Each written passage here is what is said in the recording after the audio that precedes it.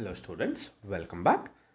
In the previous session, we discussed the meaning, definition and features of management. Now let us move on to our next topic, the objectives of management. Basically, what do you mean by objectives? Objectives is nothing but the goals. Every single organization will have certain objectives to achieve, that is certain goals to achieve, and every organization will also have different objectives, and the management has to achieve all of them effectively and efficiently. The objectives of the organization can be classified into organizational objectives, social objectives and personal objectives. Let us discuss each of the objectives separately. The first objective of the management is the organizational objectives. Organizational objectives is nothing but thinking about the organization itself. It is also known as the economic objectives. The management is basically responsible for setting the objectives and also achieving the objectives of the organization. The management must achieve its objectives in order to keep its stakeholders happy. Basically, who are the stakeholders? Stakeholders are those people who are interested in the organization. For example, shareholders, employees, customers, banks, government, creditors, etc. The main objective of any organization must be to utilize all the available resources, that is human resources, materials, money, everything to the best possible extent in order to achieve or to fulfill its economic objectives. The economic objectives of any organization will be basically the first one to survive, the next one is to earn sufficient profit, and the third one would be the growth. I repeat, survival, profit and the growth of the organization. Let's discuss the meaning of survival. The basic or the very primary objective of any organization would be survival. Okay, so what do you mean by survival? To survive means to say to be in the business for a long term or to be in the industry for an indefinite period. Okay, so basically it's just like we human beings breathing. Okay, only if we live, only if we are breathing, we can achieve our goals. Yes or no? Yes. So it's the same way for the business organization also. Okay, so can we achieve our goals after we die? No, right? So in the same way, a business must first have to survive. Okay, so only after surviving it can go ahead with achieving various goals. Okay, so to survive in a business must earn enough revenues or income to cover the costs. To cover the cost means to say to meet our day-to-day expenses. Okay, only by meeting our day-to-day expenses an organization can run for a long term. Okay, what could be the day-to-day expenses? The day-to-day expenses could be electricity bill, the rent of the organization, it could be paying the salaries of the employees, all these things. Okay, now let us go to the next economic objective of the organization, that is profits. Profit is the vital element of any organization. Just by surviving in the industry for a long term is of no use at all. Okay, it's just like human beings living on the earth for 100 years and not doing anything. So the same thing applies even to the business organizations. By surviving for a long term, an organization can keep all of its stakeholders happy except the shareholders. Why do you think the shareholders are not just happy by surviving? Because it is very simple. Why do you think the shareholders invest their money into the business? Very simple, to earn return on their investment or to earn some profits on their investments.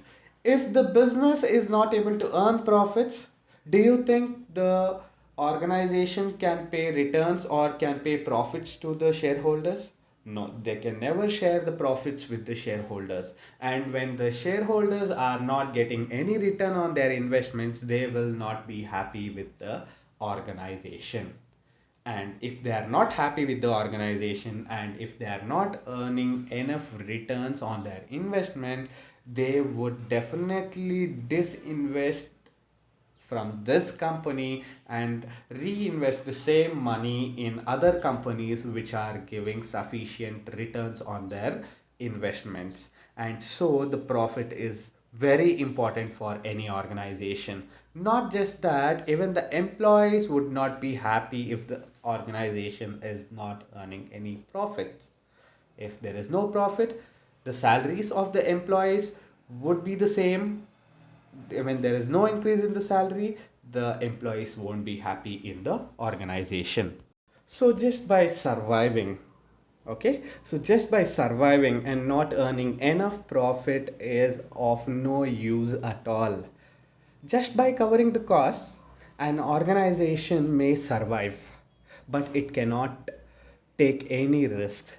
But by earning profits, I repeat, by earning profits, the organization will be able to cover various risks that is associated with the business. Let us go to the next economic objective of the organization, that is growth.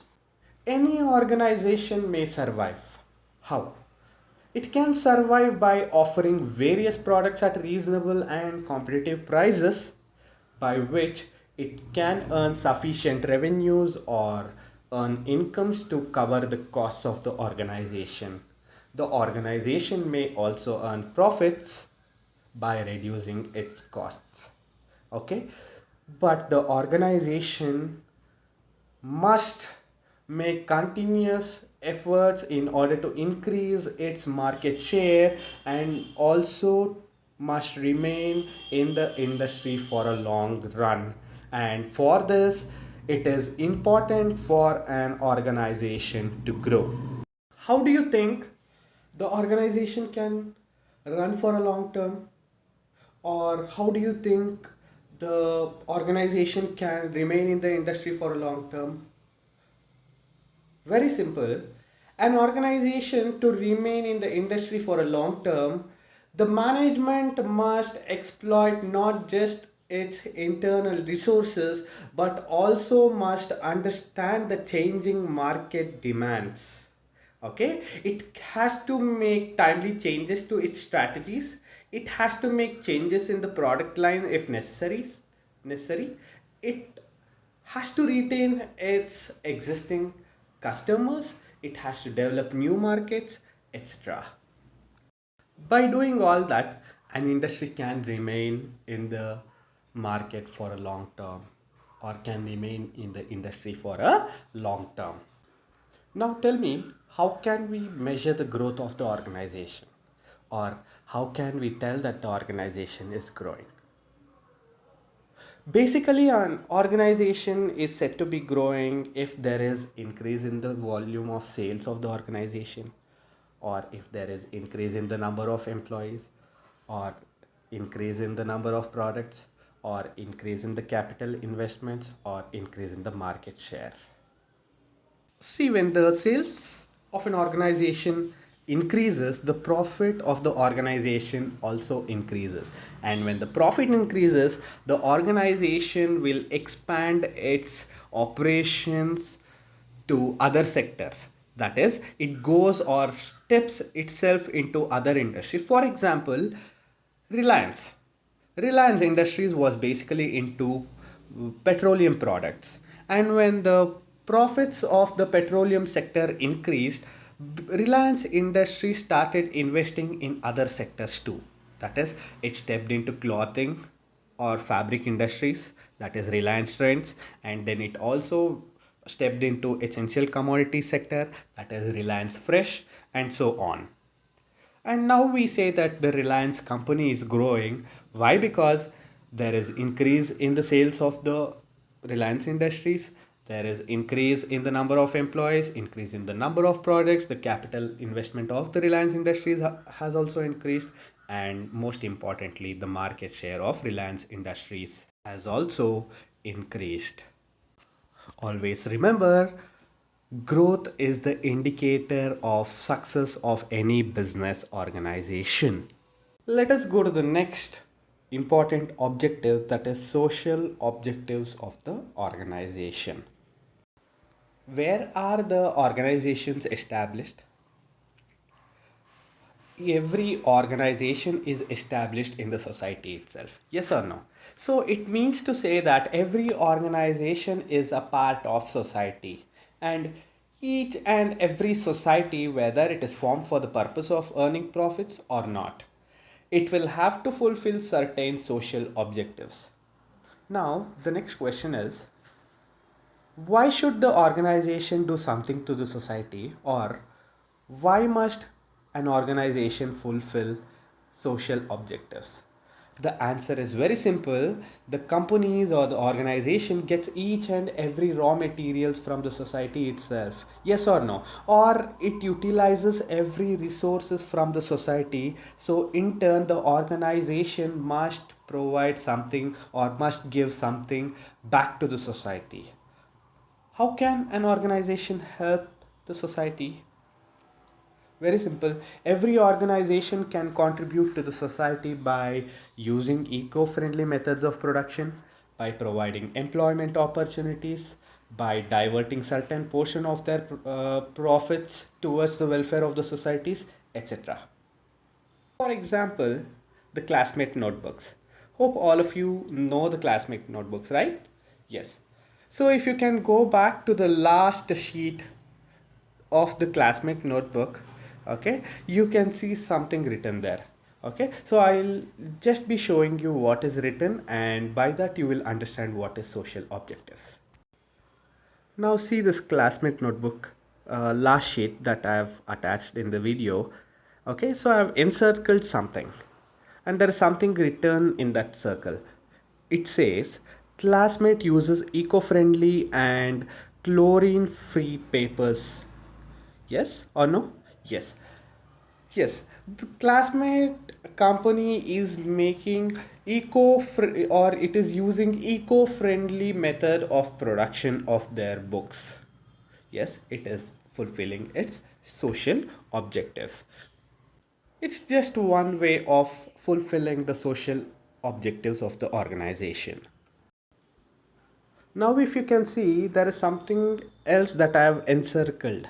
Okay, it is telling ITC's primary education program is designed to provide children from weaker section access to learning with special focus on quality and attention. The Read India Plus program runs in partnership with Pratham and helps to improve the quality of learning of around 36,000 children every year. In addition, ITC has helped set up supplementary learning centers and strengthened infrastructure in government schools. So far, over 4 lakh children have benefited from it. Yes, and this is also fulfilling of social objectives of an organization. An organization can fulfill social objectives in various different ways. Likewise, many other organizations have their own way of fulfilling the social objectives of the organization. For example, Infosys has constructed many libraries in the rural areas. Some companies have constructed roads, some have constructed parks, and many other ways. Okay, so various organizations take various other steps. Okay, different organizations use different steps to fulfill their social objectives.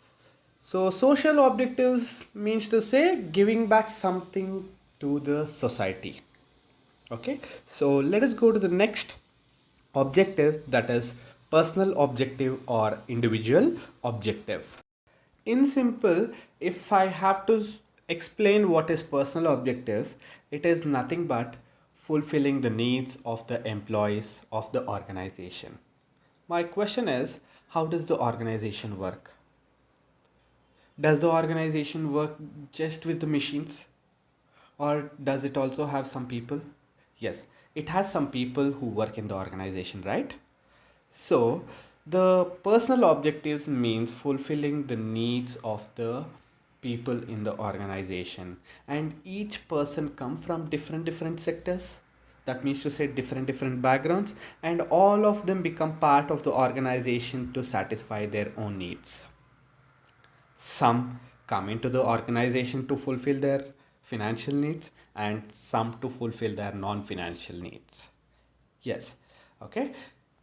And so now it is the responsibility of the management to fulfill the needs of the individuals without compromising on the organizational objectives.